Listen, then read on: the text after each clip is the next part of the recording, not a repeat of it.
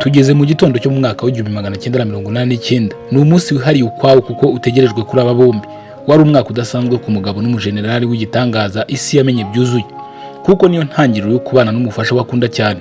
Rwari urukundo rw'intsinzi mu kubaka umuryango. Nyuma y'imyaka 2 yonyine uru rukundo rwashibutsemo imbuto nayo yatanze ibyishimo mu mwaka w'1991. Ibyishimo biburuhumbira jana. Ibi rero nyine byari umunezero waje kuganirwa n'undi waje udasanzwe mu mwaka w'1993. Impundu zongera kuvuga hakurya y'ubwota amasimbi, zambuka ibirometero bingana n'ibihumbi 9875 no mu ishyamba ry'urugano ngo mba.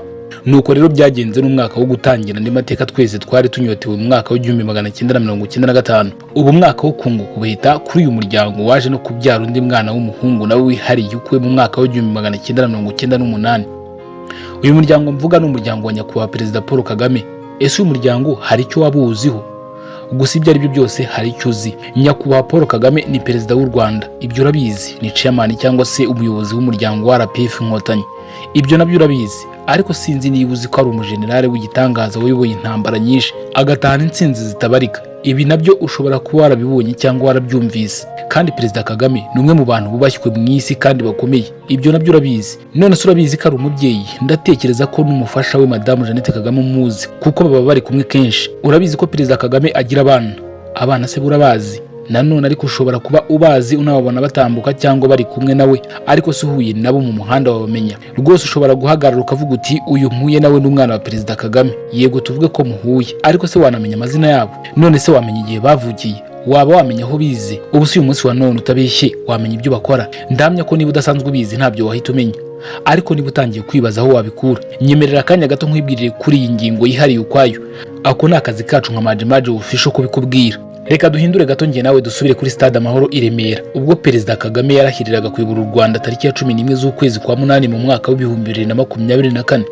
Ese waba warakurikiye uyu muhango? Waba warabonye se ko muri uyu muhango umuryango wa Perezida Kagame guhera ku mufasha we, abana be, umukwe we ndetse n'abuzukuru be bari ku ruhande rwe baje kumushyigikira mu buryo bwihariye? Umuryango wa Perezida Paul Kagame ubwo umuhango wo kurahira wasozwaga wamufashije gusezera ku banyacyubahiro baba perezida b'ibihugu bari baje kumushyigikira igihe bari barimo bataha, guhera ku mufasha we kugeza ku muhungu we w'umuhererezi, bahagaze ku murongo basezera aba banyacyubahiro baba perezida b'ibihugu bya Afurika bari baje gushyigikira Perezida Kagame. Kandi wasanga warababonye ukanabibazaho byinshi. Reka noneho rero nkubwire muri iki kiganiro kigufi tugiye kuvuga kuri aba bana ba Perezida Paul Kagame barimo abahungu be 3 ndetse n'umukobwa umwe. Reka tuvuge ku bana b'uyu munyabigwi wahaye u Rwanda byose. Iyi ni Majimaji Official, ugiye kubagezaho iki kiganiro nitwa Mugirabanga Tarsisi. Mbahaye ikaze mwese.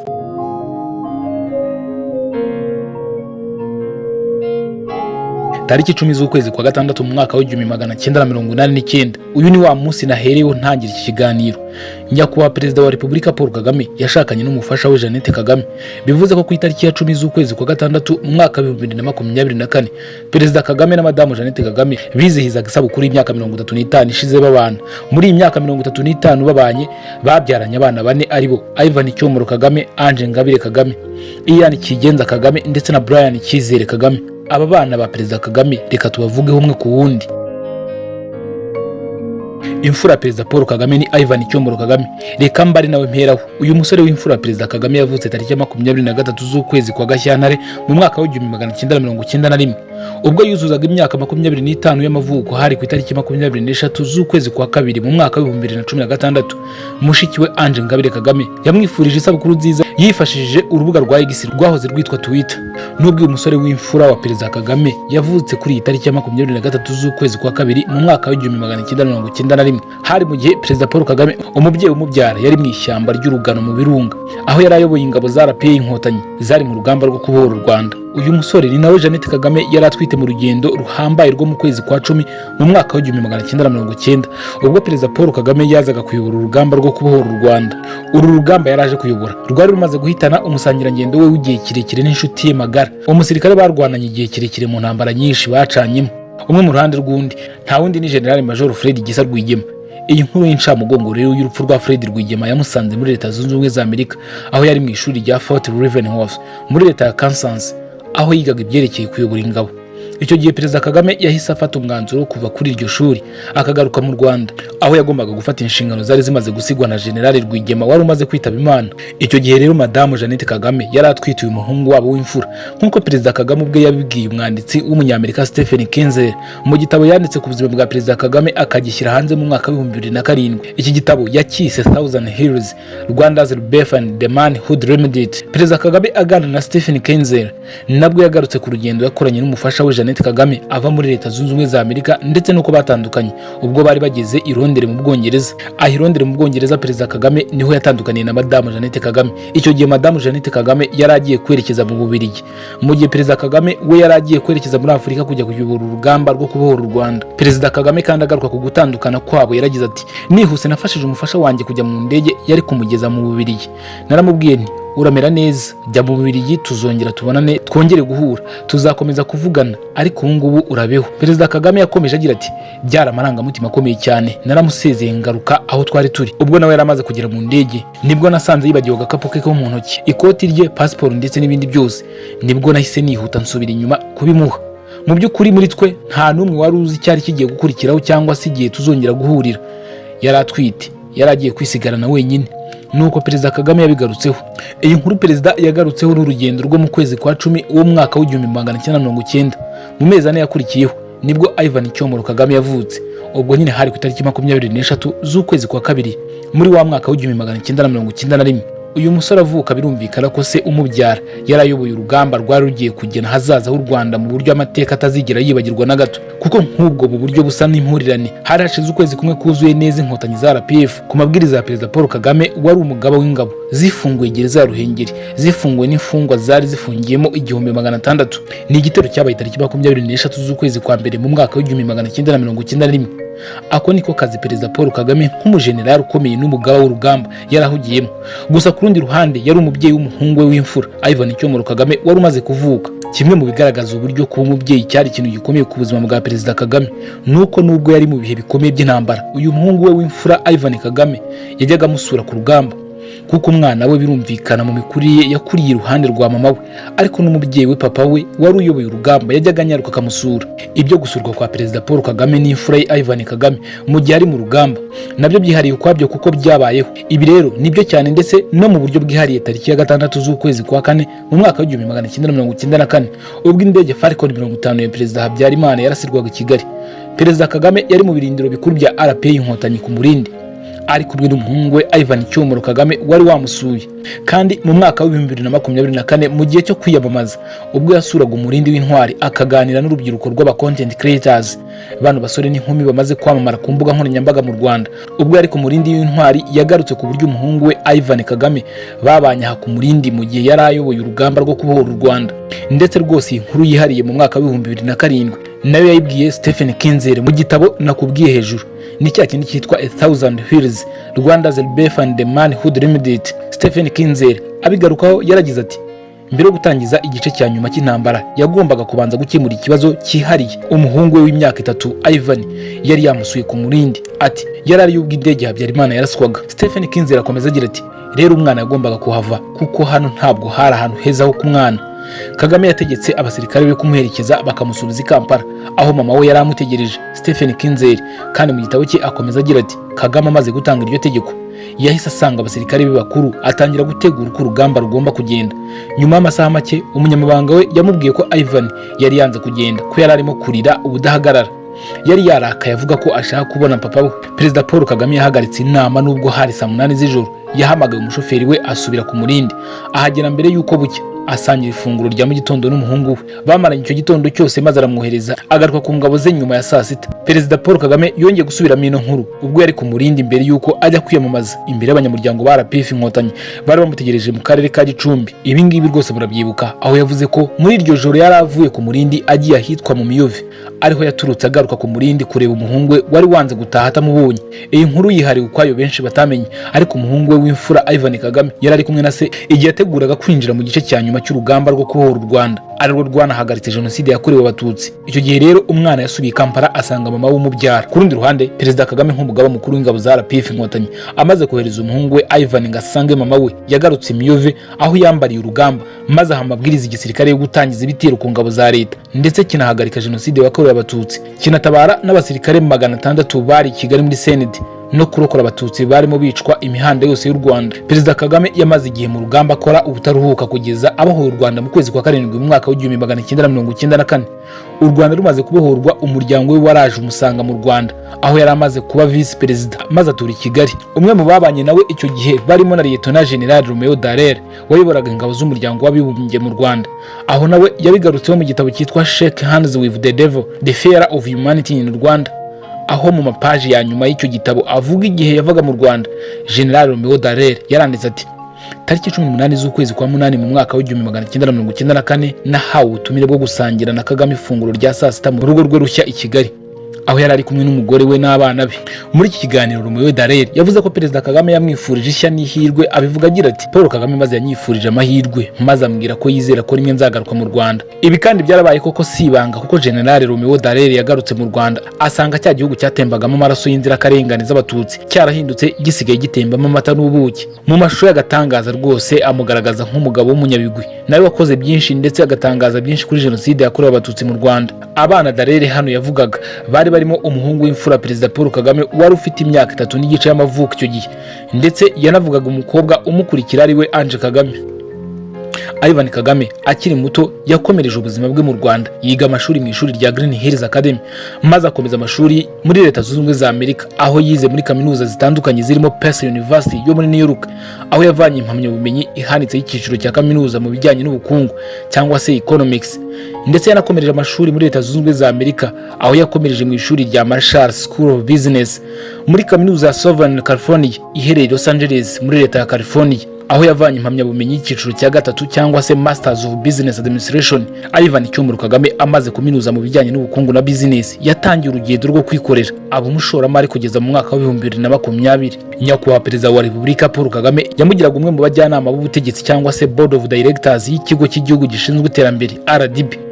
Kuri website y'icyo kigo cya RDB bavuga kuri Ivan Kagame bagaruka ku bikorwa byihariye byo mu bijyanye na business, bavuga ko Ivan ari umwe mu bashinze company ya Leading Energy Company Limited, akaba n'umufatanyabikorwa wa Capital Venture Fund.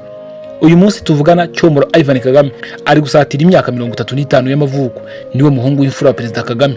Ubwo Perezida Kagame yasezeraga ku bakuru b'ibihugu bifatanyije nawe mu muhango wo kurahira kuyobora u Rwanda muri manda y'imyaka 5 iri imbere, bari bifatanyije nawe. Ivan Kagame niwe wari uhagaze iruhande rwa mama we ndetse na mushiki we Ange Kagame. Reka mpite njya no ku mwana wa kabiri wa Perezida Paul Kagame, uyu nta wundi ni Ange Ingabire Kagame. Ange ni umukobwa rukumbi wa nyakubahwa Perezida Paul Kagame na Madamu Jeannette Kagame, birumvikana ni mushiki wa Ivan Kagame, Ian Kigenza Kagame ndetse na Brian Kizere Kagame. Kandi Ange Ingabire Kagame ni umugore byemewe n'amategeko wa Bertrand Ngengoma, ndetse banabyaranye abana babiri aribo Abe Anaya Ngengoma na Agwize Amaria Ngengoma, aho umwe ari we Anaya yavutse ku itariki ya 19 z'ukwezi kwa 7 mu mwaka wa 2020, naho undi ari we Amaria avuka tariki ya 19 z'ukwezi kwa 7 mu mwaka wa 2022. Mu mwaka wa 2023 abana ba Ange Kagame bakaba buzukuru ba Perezida Kagame bizihirije isabukuru rimwe, ndetse maze bose hamwe mu byishimo bari kumwe na sekuru Perezida Kagame bafashe ifoto nziza cyane yahogoje benshi ku mbuga nkoranyambaga. Aba bana ba Ange Ingabire Kagame bakaba buzukuru ba nyakubahwa Perezida wa Repubulika Paul Kagame, niwe wabise amazina nk'uko yabigarutseho ubwo yaganiraga n'abagore ku munsi mpuzamahanga w'umugore. Hari tariki ya 8 z'ukwezi kwa 3 mu mwaka wa 2024 aho yavuze ko yatse uburenganzira ababyeyi babo bwo kubita amazina maze abuzukuru be abita Abe ndetse na Agwize. Reka abana ba Ange Ingabire Kagame tubaveho gato tugaruke kuri mama wabo, umubyeyi wabyara. Uyu mubyeyi yavutse tariki ya 9 z'ukwezi kwa 8 mu mwaka wa 1993 avukira mu Bubiligi. Icyo gihe avuka nawe umubyeyi we nyakubahwa Perezida wa Repubulika Paul Kagame yari ari ku rugamba rwo kubohora u Rwanda, aho yaranaruyoboye nk'umujenerali w'ibigwi n'amateka. Ntangire nababwiye ko impundu zavuye ibwota amasimbi ubwo ni mu gihugu cy'Ububiligi zigataha mu ishyamba ry'urugaro mu Rwanda, kubera ko nyine se umubyara yari ari mu rugamba. Ange Kagame na musaza we Ivan Kagame bombi bavutse papa wabo ari ku rugamba. Ange rero nawe mu gihe yari afite amezi 10 u Rwanda rwabohowe n'izi nkotanyi za RPF zari ziyobowe n'umubyeyi wabo Icyakurikiyeho rero nuko ari kumwe na mama we umubyara Jeannette Kagame na musaza we mukuru Ivan Cyomoro Kagame batashye mu Rwanda basanga umubyeyi wari umaze kubohora u Rwanda. Nuko Ange Ingabire Kagame yatangiye kuba mu Rwanda asanga se umubyara ari vice perezida, maze nyuma aza kuba perezida wa Repubulika guhera mu mwaka wa 2000 kugeza uyu munsi wa none tuvugana. Ange Ingabire Kagame nkuko byagendekeye abandi bavandimwe be nawe ari muto ndetse n'ubu ntakunda kugaragara mu itangazamakuru kereka gato iyo akoresheje imbuga nkoranyambaga ze, ariko ubundi umubona ari kumwe n'ababyeyi be mu birori cyangwa se ku muhanda ari mu modoka aherekejwe n'abamucungira umutekano we. Gusa nawe yakuriye mu Rwanda rukennye, u Rwanda rwasenyutse bikabije bitewe na jenoside yakorewe abatutsi mu mwaka wa 1994. Ubwe ni umuhamya ukomeye wiboneye uburyo se umubyara nyakubahwa perezida wa Repubulika Paul Kagame yubaka u Rwanda akongera kurugira igihugu cy'igitangaza. Ange Ingabire Kagame yize amashuri mu Rwanda, aho yize mu ishuri rya Green Hills Academy kugeza mu mwaka wa 2010 ubwo yasozaga amashuri yisumbuye. Rimwe ku mugoroba wa tariki ya 14 z'ukwezi kwa munani mu mwaka wa 2014 ubwo abanyeshuri banyuze muri iri shuri bahuriraga mu gikorwa cy'ubusabane cyanitabiriwe na nyakubahwa madamu wa perezida wa Repubulika Jeannette Kagame wanashinze iri shuri. Ange Ingabire Kagame yitabiriye uyu muhango ari kumwe n'umubyeyi we, atari uko gusa awitabiriye ahubwo harimo no kuba nawe ari umwe muri abo bana bize muri iryo shuri rya Green Hills Academy. Nyuma yo gusoza amashuri muri Green Hills Academy, Ange Ingabire Kagame yakomereje mu mashuri yo muri Leta Zunze Ubumwe za Amerika, aho yakomereje icyiciro cya kabiri cya kaminuza aho yize politiki. Ayo ni amasomo yitwa Political Science mu ishuri rya Smith College ni muri Leta ya Massachusetts muri Leta Zunze Ubumwe za Amerika. Nyuma yaho yakomereje icyiciro cya gatatu cya kaminuza cyangwa se Masters muri kaminuza ya Columbia State University iherereye muri Leta ya New York, ikaba imwe mu zihambaye mu isi zibumbiye mu cyitwa Ivy League. Muri kaminuza ya Columbia University yize ibijyanye n'imibanire mpuzamahanga cyangwa se International Affairs. Nyuma yo kurangiza kaminuza, umukobwa rukumbi wa nyakubahwa perezida wa Repubulika Paul Kagame yagarutse mu Rwanda, aho yatangiye gukora mu biro bya nyakubahwa perezida wa Repubulika bya Village Urugwiro. Ange Kagame yatangiye gukora mu biro bya perezida wa Repubulika mu mwaka wa 2015 nyuma yo kurangiza amasomo ye mu cyiciro cya kabiri cya kaminuza, aho yari mu ishami ryitwa Strategy and Policy Council. Aya masomo ye yarangije mu kwezi kwa gatanu mu mwaka wa 2019. Muri uwo mwaka mu kwezi kwa 9 yazamuwe mu nzego agirwa Senior Policy Analyst mu biro bya perezida wa Repubulika n'ubundi mu ishami rya Strategy and Policy Council. Izo nshingano nizo Ingabire Ange Kagame yakoze imyaka ine yose kugeza mu kwezi kwa munani mu mwaka wa 2023 ubwo yagirwaga umuyobozi wungirije w'iri shami rishinzwe gushyiraho politiki n'ingamba zo kuzishyira mu bikorwa mu biro by'umukuru w'igihugu, Deputy Executive Director of Strategy and Policy Council. Kandi uretse mu biro bya perezida wa Repubulika, Ange Ingabire Kagame mbere yo kaza mu biro bya perezida yakoze mu bindi bigo bitandukanye, nk'ubwo yabaye umwe mu mpuguke z'incabwenge zahawe akazi na leta ya Estonia nk'umukonsultant mu mushinga karahutaka wa leta ya Estonia wiswe Spark Graduate Capstone Consultant. Twabibonye kandi twese turabizi ni umukobwa washyingiranywe na Bertrand Ngingoma mu birori byabaye mu mwaka wa 2018 n'2019, aho mu rugo rwa perezida Kagame ruri kuri Ange Kagame yasabwe mu kwezi kwa 12 mu mwaka wa 2018 tariki ya 6 z'ukwezi kwa 7 mu mwaka wa 2019 tariki ya 6 z'ukwezi kwa 7 mu mwaka wa 2019 yasezeranye kubana karamata na Bertrand Ngingoma. Ubu niwe bafitanye abana babiri b'abakobwa nagarutseho hejuru. Nyuma Ange Ingabire Kagame, umwana wa gatatu wa perezida Paul Kagame na Jeannette Kagame ni Ian Kigenza Kagame. Uyu nguyu mu bihe byo kwiyamamaza ndetse no kurahira kwa perezida Paul Kagame, uyu muhungu usanzwe ari mu mutwe urinda umukuru w'igihugu yagaragaye mu mpuzankano za gisirikare arinda se umubyara. Iri zina yise umwana we Kigenza. Perezida Kagame yise umuhungu we wa kabiri akaba umwana wa gatatu. Ni izina rituruka mu bisekuruza bya nyakubahwa perezida Kagame n'uyu muhungu we, kuko ubundi perezida Kagame ibisekuru bye umuhereyeho nk'uko byagaragajwe n'umwanditsi Sanzabera Jean de Dieu mu gitabo yanditse kuri perezida Kagame akacyita intwari y'izahabu yakebanuye u Rwanda rukongera kubaho. Yashyize hanze mu mwaka wa 2018 yavuze ko perezida Paul Kagame ari Kagame wa Rutagambwa wa Kampayana wa Kigenza cya Rwakagara. Iri zina Kigenza rero niryo perezida Paul Kagame yahaye umuhungu we Ian, akaba umwana we wa gatatu n'umuhungu wa kabiri, nk'uko mbikesha igitabo cy'umwanditsi Jean de Dieu Sanzabera nakubwiye hejuru cyitwa intwari y'izahabu yakebanuye u Rwanda rukongera kubaho. Yanditse kuri nyakubahwa perezida wa Repubulika y'u Rwanda akagaragaza ko Ian Kigenza Kagame yavutse mu mwaka wa 1995. Ubwo bikaba bivuze ko ubu afite imyaka 31 y'amavuko. Nk'uko byabayeho ku bana ba perezida Kagame, Ian Kigenza Kagame yabayeho ubuzima butuje, yiga amashuri yatandukanye, aho yize muri Green Hills Academy. Nyuma yaho akomereza mu mashuri ahambaye muri Leta Zunze Ubumwe za Amerika arimo Deerfield Academy, ishuri ry'ubukombe ryashinzwe mu mwaka wa 1797. Ubu rikaba rimaze imyaka 229. uretse muri Leta Zunze Ubumwe za Amerika yize mu rindi shuri rya kaminuza ryitiriwe Williams ryitwa Williams College, yaminujemo akarivanamo impamyabumenyi y'icyiciro cya gatatu cya kaminuza cyangwa se masters mu bijyanye n'icungamutungo mu mwaka wa 2019. Nyuma yo gusoza amasomo asanzwe, Ian Kagame yateye ikirenge mu cy'umubyeyi w'umubyara ariwe nyakubahwa Perezida Paul Kagame mu mwuga w'igisirikare. Mvuze umubyeyi we Perezida Kagame wabaye umusirikare w'igitangaza, aho yakoze byinshi bimuhindura umwe mu banyabigwi bahambaye batsinze intambara, ariko akaba nihariye mu kuba yaratangije akanayobora urugamba rwo guhagarika jenoside yakorewe abatutsi.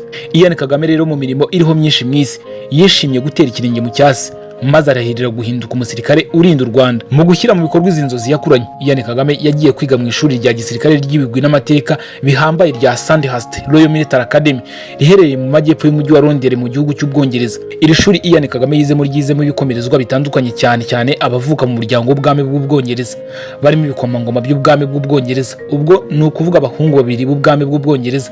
Uyu ni Charles wa gatatu, yabyaranye n'umugore we wa mbere Prince Diana, ariwe Prince William, umuragwa w'ingoma y'Ubwongereza, na murumuna we Prince Harry. Abandi bize muri iri shuri rya Sandhurst kandi bazwi ni General Muhoozi Kainerugaba, umuhungu w'imfura wa Perezida Yoweri Kaguta Museveni, akaba n'umugaba mukuru w'ingabo w'igisirikare cya Uganda UPDF. Nyuma yo kwiga amasomo yo ku rwego rwo hejuru rwa gisirikare, Ian yasoje amasomo tariki ya 12 z'ukwezi kwa munani mu mwaka wa 2022, aho yasoje afite ipeti rya Suryetona. Umuhango wo gusoza ayo masomo ya gisirikare witabiriwe n'ababyeyi be aribo nyakubahwa Perezida wa Repubulika Paul Kagame ndetse na Madamu Jeannette Kagame. Muri iri shuri Ian Kagame yarangije ari kumwe n'abandi banyarwanda babiri aribo Paku Dahemuka ndetse na David Sengiyumva. Nyuma yo gusoza amashuri muri Sandhurst, yinjiye mu gisirikare cy'u Rwanda ku mugaragaro mu muhango wo gusoza amasomo n'imyitozo bya gisirikare byari bimaze igihe bibera mu kigo cya gisirikare cya Gako mu karere ka Bugesera. Ni umuhango wabaye ku wa gatanu tariki ya 4 z'ukwezi kwa 11 mu mwaka wa 2022, uyobowe na nyakubahwa Perezida wa Repubulika Paul Kagame. Nyuma yo gusoza aya masomo akinjira mu gisirikare cy'u Rwanda, Ian Kagame yahise ashyirwa mu mutwe w'ingabo zishinzwe umutekano w'umukuru w'igihugu, abo bita Republican Guard. Ku rundi ruhande, Ian Kagame uretse kuba umusirikare, ni umusiporutifu ukomeye ukina imikino myinshi itandukanye irimo basketball ndetse na football. Afite ipeti rya kapiteni, akaba akomeza gukora inshingano zo kurinda umukuru w'igihugu. No mu mwaka wa 2024 ubwo Perezida Kagame yarahiriraga kuyobora u Rwanda muri manda y'imyaka 5 iri imbere, Ian Kigenza Kagame yarahagararanye n'ababyeyi be asezera ku bakuru b'ibihugu bari bitabiriye umuhango. Ari aho ngaho nanone yari yambaye impuzankano za gisirikare asezera abo bakuru b'ibihugu mu masaruti. Ni bimwe mu byaryoheye benshi kumubona ku munsi wo kurahira k'umubyeyi we nawe araha iruhande rw'amucungira umutekano. Kuba umusirikare kwa Ian Kagame byatumye benshi cyane ababyeyi bagira bati kwibyara bitera ababyeyi neza. Kubona ubyara umwana akavuka ukamurera kugeza aho afata inshingano zo kuba umwe mu bagufasha inshingano ushinzwe, bati rwose ni igitangaza. Abandi ku ruhande bagize amarangamutima akomeye kubona hari umwana wa nyakubahwa Perezida wa Repubulika wateye ikirenge mu cye, nawe akaba umusirikare wo ku rwego rwo hejuru. Kuko benshi mu banyarwanda hafi ya bose bazi akazi gahambaye nyakubahwa Perezida wa Repubulika mu gihe yari yambaye impuzankano za gisirikare yakoze. Iyi ngingo yihariye ukwayo kuko uretse n'abanyarwanda ubwabo, abanyamahanga ndetse n'amateka ubwayo azi neza Perezida Kagame n'igihe cye nk'umusirikare. Ku rundi ruhande, ikindi cyagarutsweho ngo nuko Ian Kagame yaragiye muri RDF, kuko bigaragaza agaciro n'icyubahiro igisirikare cy'u Rwanda gifite, ku buryo umwana w'umukuru w'igihugu ashobora kukijyamo. Ngo ndetse byatanze n'ubutumwa bukomeye ku mwuga wa gisirikare, kari umwe mu yiyubashye cyane umwana wa Perezida yakora kandi akayikora neza nta kibazo kibayemo. Reka dusoreze ku mwana wa 4 wa Perezida Paul Kagame, ari nawe muhererezi, yitwa Brian Cyizere Kagame.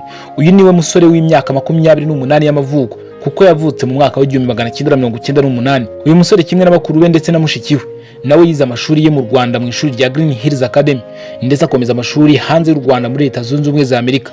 Brian Kagame yarangije amashuri yisumbuye muri Leta Zunze Ubumwe za Amerika tariki ya 29 z'ukwezi kwa gatanu mu mwaka wa 2016, nibwo yashyikirijwe impamyabumenyi y'amashuri yisumbuye mu ishuri rya Deerfield Academy muri Leta ya Massachusetts. Icyo gihe umuryango uhereye ku babyeyi be aribo Perezida Paul Kagame n'umufasha we Jeannette Kagame bitabiriye ibyo birori. Uyu musore muto wa Perezida Paul Kagame we bitandukanye n'abakuru be ndetse na mushikiwe, nuko kuri ubu atarahabwa inshingano cyangwa se kugira icyo akoramo bizwe.